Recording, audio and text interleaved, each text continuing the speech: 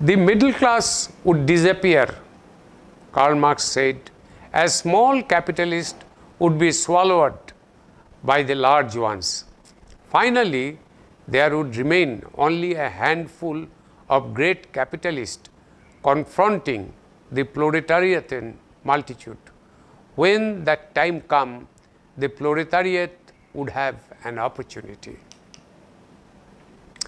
One of the most vivid and memorable passages in the Das Kapital describes the steps leading to the denouncement. While there is a progressive diminution in the number of capitalist magnates, there occurs a corresponding increase in the mass of poverty, oppression, enslavement, degeneration and exploitation. But at the same time, there is a steady intensification of wrath of the working class. Workers as a class grow ever more numerous and is disciplined, unified and organized, and twin against mechanism of capitalist method of production. This burst under by Karl Marx in his Das Kapital, the nail of capitalist private property sounds, the expropriators are expropriated. The class struggle would end with the triumph of proletariat. Having captured the state, the proletariat would establish its dictatorship. This stage, however, Marx prophesied, is but the transaction to the abolition of all classes and to the creation of a society of the free and equal. How long it would be necessary for the period of dictatorship to continue is not specified. Soviet Russia was more than 60 years under an iron-handed authoritarian regime, which, until it failed, no sign of relaxing its grip. In fact, Marx remained vague in describing the nature of his classless society.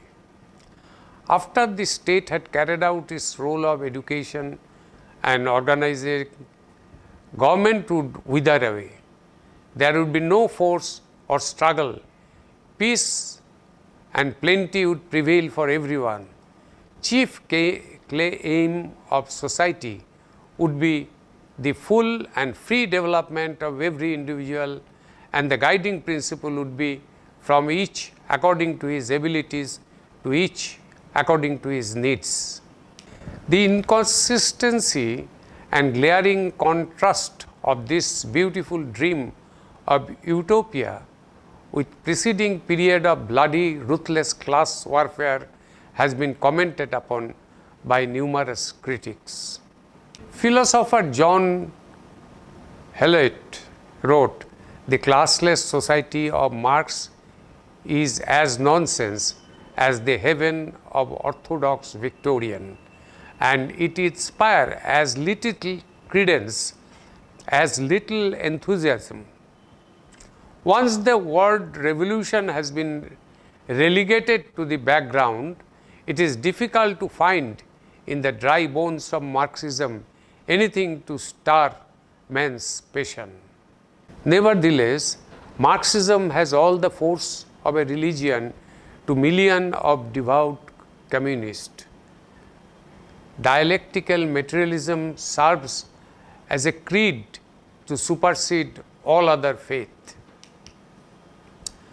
Marx declared that older religions such as Christianity teaches a passive acceptance of one's lot in life, glorifying resignation, meekness and humility.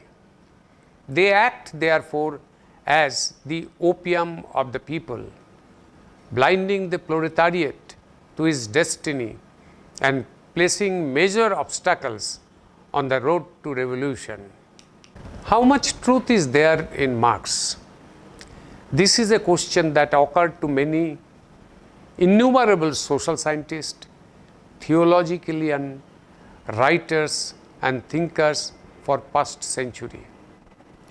Time has shown fundamental errors in his theories and prediction. No non-Marxian economist any longer takes Marx seriously. His theories of labor value and surplus value, a foundation piece in Marx's thought, proved wrong. It was proved that it is not by the employing of labor, but by employing the innovative mind and the scientific way of agriculture or way of production has enhanced wealth. In no country there has developed a conflict of classes leading to proletariat revolution prophesied by Marx. A well-known Marxist, Sidney Hook, emphasized that this doctrine too is basic to the communist creed. Sidney Hook wrote, "If the fact of classless struggle can be successfully called into question, the whole theoretical structure of Marx crashes to the ground."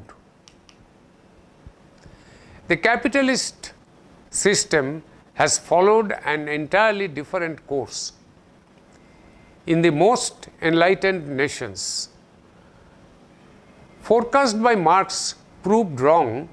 Instead of increased misery, poverty and suffering amongst the working class, the reverse has occurred. Stronger labor union and the government regulation have arisen to hold the excess of capitalist competition and enterprise in check.